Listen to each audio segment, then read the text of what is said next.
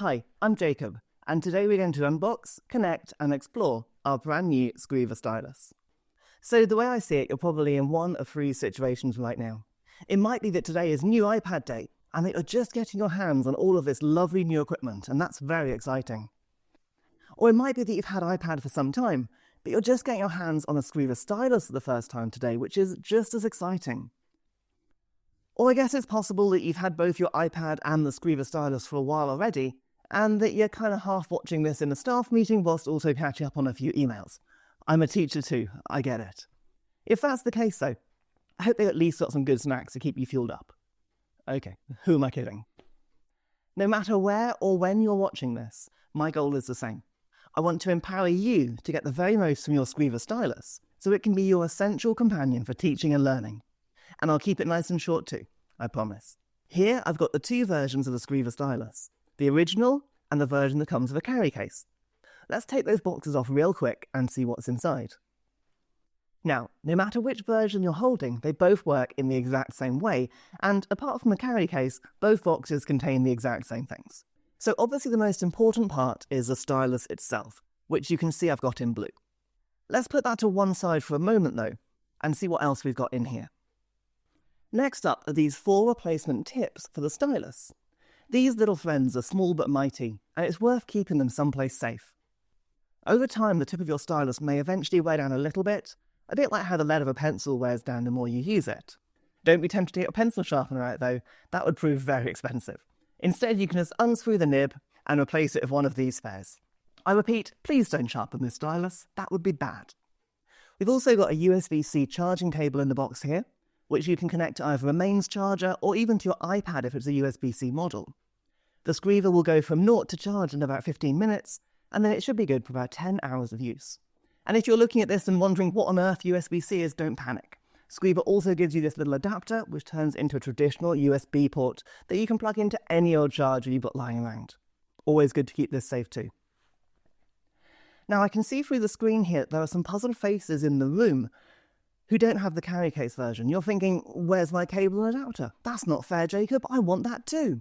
Well, don't panic, it's hiding under this tray in the box, along with this very interesting piece of paper, which I'm definitely going to study meticulously before turning the stylus on.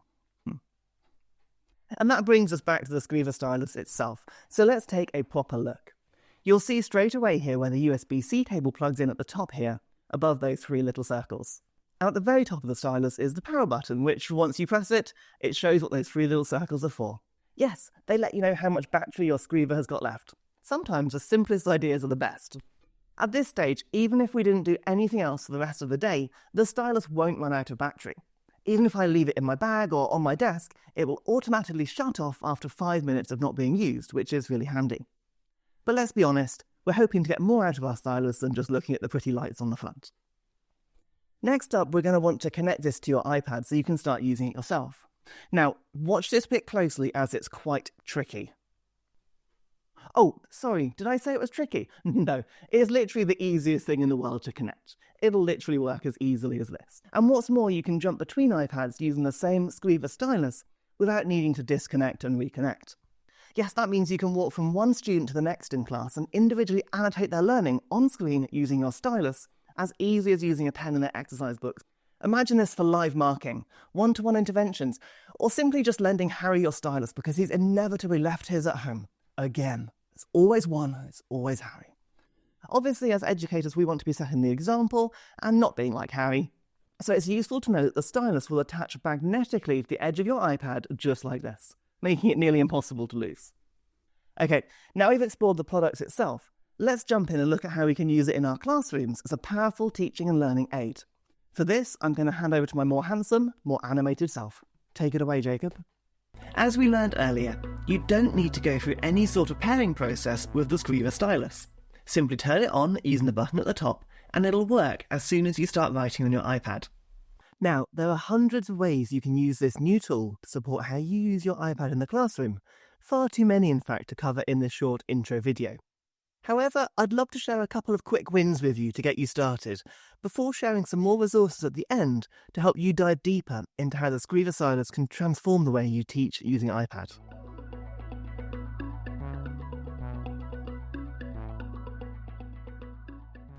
iPad has a standard set of drawing tools which appear across many apps and which offer a simple and effective way to interact with the screen using your stylus. I'm going to open up the Notes app and make this new note full screen. I can then either tap my stylus straight on the screen or I can press the drawing button in the top corner. Either way, you'll see the drawing tools open up immediately in that floating panel at the bottom. On this panel you'll find multiple different tools which can transform your stylus into a pen, a pencil, a crayon, an eraser, a fountain pen, even a watercolour brush. Swipe sideways to see all the available tools and you can tap on one once to select it. From now on, when you move your Skriva Stylus across the screen, you'll see the ink flowing out as if you were drawing on paper. And it'll even act differently if you tilt it slightly and use the edge of the nib, just like you would do if you were shading with a pencil on a sketch. And just like drawing on paper, you can actually rest the palm of your hand on the iPad screen, as naturally as you would when using a paper sketchbook. Skriva Stylus has built-in palm rejection, which means the iPad won't accidentally press anything, even with your hand resting on the screen. Now, don't mind me for a moment as I create a masterpiece on screen with these tools. I took A-level art. Not that you'd know it by looking at this picture, it's meant to be a cat, I promise. Okay, enough of that. Let's go one level deeper now and customise the tools we're using. I'm going to use the fountain pen here, and you'll see as I draw on screen how the ink acts like you're using a real pen. If I tap onto that same fountain pen icon on the tool panel, I'll actually get another little screen of options, including the ability to change the thickness of my brush at the top and the opacity of the ink at the bottom. This works for all the writing tools on this panel, allowing you a huge range of options. Of course, we can also change the colour of our pen too, and we aren't just limited to the 5 colours on screen. If we press the colour wheel icon here, we can choose any colour we like, even using the colour dropper tool in the top left to sample a colour that's on the page already.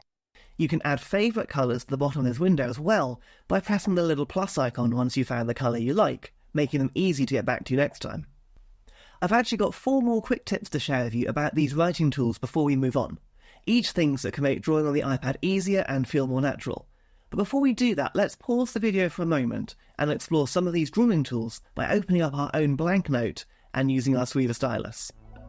I'll wait here while you get that done. Okay, hopefully you've all had a go at drawing some masterpieces like my cat that I drew, or perhaps just some squiggly lines on the screen, which also looked a lot like the cat that I drew. Regardless, it's great to practice using these different tools and changing things like colour and brush thickness as well. Now let's move on to some extra tricks that these drawing tools can do. And first up is the eraser. You might be thinking, hang on, that's not a trick. Aha, well, you'd be wrong. The eraser tool has got 2 different modes, which are accessible by tapping on the eraser icon for a second time, just like the pens. First up you have the pixel eraser, which works exactly like you'd expect, just like a normal rubber. Draw over parts of your screen and it'll rub out in whichever size you select. But switching over to the object eraser allows you to effortlessly remove entire brushstrokes or lines simply by drawing over part of it. It's a little bit hard to explain, but if you try it you'll immediately see what I mean. The next feature is the ruler. When I select the ruler, it'll appear on screen automatically, and I can use 1 finger to reposition it, and 2 fingers to turn or rotate it. You can use the on-screen angle in the middle there to get it lined up exactly as you'd like. And from here, if you try drawing along the edge of the ruler, just like you would do in real life, it does exactly what you think it will. It kind of hurts your brain a little bit. It feels like you're using a real ruler on a page, but of course it's not, it's digital on screen. You have to give it a try later and see what I mean. My third little bonus tip here is called the scribble tool. This appears on the toolbar at the beginning as a pencil with the letter A on the front, and with this tool selected I can write in my own handwriting and the iPad will automatically convert it into typed text for me. This means I don't have to put my stylus down and reach for the keyboard if I just want to add a quick comment to a document or a piece of learning. The fourth and final tip I'd like to share at this stage is the ability to quickly and easily draw perfect shapes on screen. As a teacher, it's surprising how often I need to draw a perfect circle for a diagram, a rectangle for a table, or something else that would look scruffy if done freehand. But don't panic. If you draw your best attempt at a shape, and then hold your stylus still for a moment or 2 before lifting it off the screen, you'll see the iPad has helped you out. Just like that, it's made a perfect version of my shape, using the pen and ink colour I'd previously selected. And this works for lots of shapes, even arrows like this. I think it would be a good time to pause the video again for a few moments and have a play with the eraser, ruler, scribble and shape tools before we move on. Take your time. I'm quite happy sitting here, paused, thinking about life for as long as you need. Okay, now we're happy with those drawing tools, it's time to put them to use in a classroom situation. Yes, that means no more wiggly lines or inappropriate drawings. Wait, you weren't drawing inappropriate things? Sure, I believe you. Anyway, I'm going to open up the camera app and get a photo of my student's worksheet here. You'll see straight away we've been doing some maths in class, and that Jacob has done a pretty good job, but has got stuck on this question here. He's a good lad, is Jacob, but let's help him and the class out with this particularly tricky question. Now, the first thing I want to do here is to make sure that my whole class can see what I'm doing on my iPad on the screen at the front. For that, I'm going to use AirPlay to share my iPad screen onto our class Apple TV or to an AirPlay-enabled computer or projector. To do this, I just need to swipe down from the top right of my iPad to go into Control Center and tap on the screen mirroring button. Here you'll see any available screens appear and I can pick on whichever one I'd like. Generally speaking, the screens in my school aren't called bedroom TV or lounge TV. Perhaps that's a giveaway that I'm making this video at home. With a screen selected, your iPad will now be visible to the whole class, or in my case to my two cats Polly and Pudding, who are currently asleep on the sofa and are probably now being woken up by the TV turning on. With my device visible to all of my students and cats, I can then tap onto the edit button at the bottom of the photo I just took, and then select those same drawing tools from the top toolbar that I was using just now in Notes. Just like earlier, I can now use those familiar tools to share the process for this question with my class. I can work through the problem, giving my direct instruction, but rather than using whiteboard pens on a blank whiteboard, I can simply use my Skriva Stylus to annotate directly on that photo. This immediately adds context for the learners, and it saves time for me in preparing for the lesson as well. But most importantly, it means as a teacher I can address misconceptions in the moment without hesitation, and the whole class can benefit from that. Can you see how this suddenly turns your iPad into an incredibly useful teaching aid with just the addition of a stylus? Incredible. Okay, why don't we take another short pause here, and I'd encourage you to take a photo of some learning nearby and practice what I've just shown you. And if you don't have any learning nearby, I give you my wholehearted approval to get a photo of your colleague and draw them a funny moustache instead.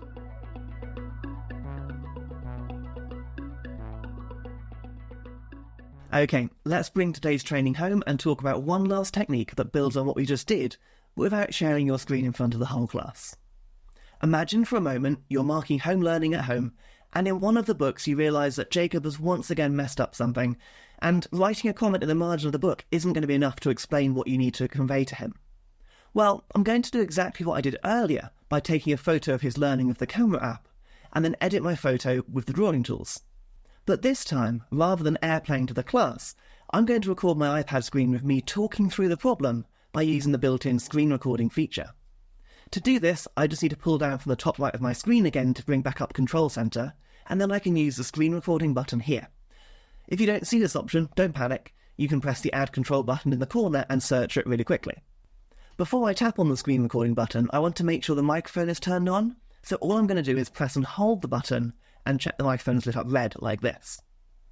When that icon is red, it'll pick up your voice as well as what's happening on screen. And then I can simply press Start Recording and go back to Photos and use my stylus on screen just like earlier. As I annotate and talk through my process, I'm creating a learning resource for Jacob to use later. And once I'm done, I can press the little red record icon at the top of my screen once to stop the recording, at which point it will automatically save that entire video straight into my Photos app. And at this point I can share that resource via my digital learning platform like Shobi or Google Classroom, and Jacob can get much more personal, relevant and useful feedback than he would have gotten if I'd just scribbled a few words in his book. And as a teacher, it only took me a matter of moments to create that entire explainer video for him. For the last time in this video, I'm going to invite you to pause my little talking head and give this a go for yourselves. Try recording a short video on your iPad, and don't forget to explain the microphone while you're annotating with your stylus.